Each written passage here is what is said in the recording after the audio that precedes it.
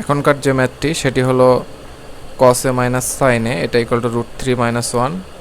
আবার cos a plus sin a, মানে অনুপাত দেওয়া আছে √3 + 1। অর্থাৎ এখান থেকে আমাদের বলছে যে সমাধান করো। তো সমাধান করো মানে এখান থেকে a এর যে মানটা এটা আমাদের বের করতে হবে। তো এটাই হচ্ছে আমাদের সমাধানমূলক। তো এখান থেকে আমরা a এর মান বের করব। তো a এর মান বের করার আগে আমাদের প্রথমে একটা জিনিস সম্পর্কে আইডিয়া নিতে হবে।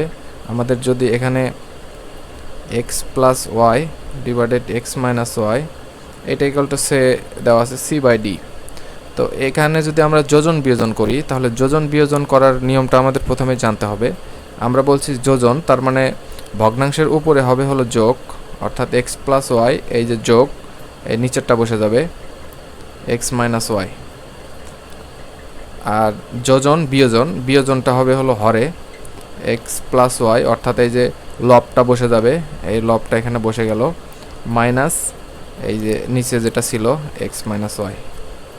এটাই কিন্তু যোজন বিয়োজন। এখানে সিমিলারলি সেম হবে, এখানে c ছিল c + d, এই সিটা নিচে বসে যাবে -d।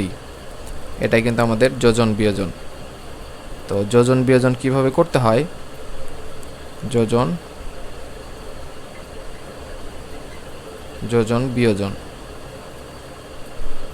তো যোজন বিয়োজন কিভাবে করতে হয় সেটা কিন্তু আমি এখানে শর্টে বুঝিয়ে দিলাম।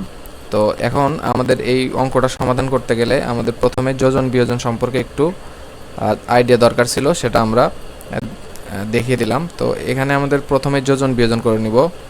যোজন বিয়োজন করলে আমাদের অঙ্কটা করতে সুবিধা হবে।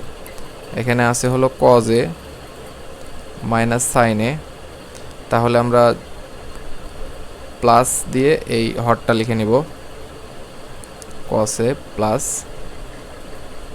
sin a, আর ডিভাইডেড বাই এই যে cos a minus sin a, অর্থাৎ লবটা বসে যাবে, মাইনাস এই হর যেটা ছিল সেটাই হবে cos a plus sin a।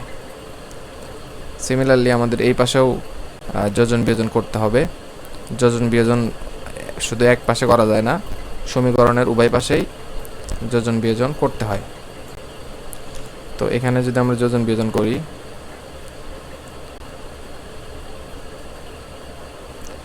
এখানে হবে √3 - 1 প্লাস √3 + 1, নিচে হবে হচ্ছে √3 - 1 মাইনাস √3 - 1।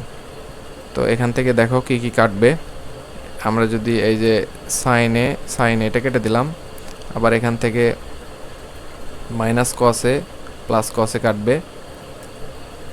তো এখান থেকে আমরা আবার এই যে a1 কেটে যাবে, √3 কিন্তু কেটে যাবে।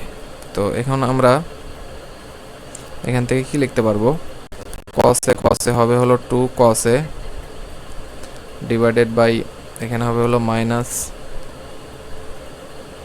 sin a, এটা সমান সমান আমরা পাবো হলো 2√3 ডিভাইডেড বাই -2। তাহলে a - 2 কেটে গেল। তাহলে এখান থেকে আমরা যদি লিখি a2 অবশ্য কেটে যাবে। তাহলে এখান থেকে আমরা লিখতে পারবো cot a ইকুয়াল টু √3। আমরা জানি cos a by sin a এটা সমান সমান হয় হলো cot a। তো এখান থেকে আমরা এই যে cot a লিখলাম। তো এখান থেকে আবার লেখা যায় cot 30 ডিগ্রি, আর এই পাশে তো আমাদের cot a ছিলই।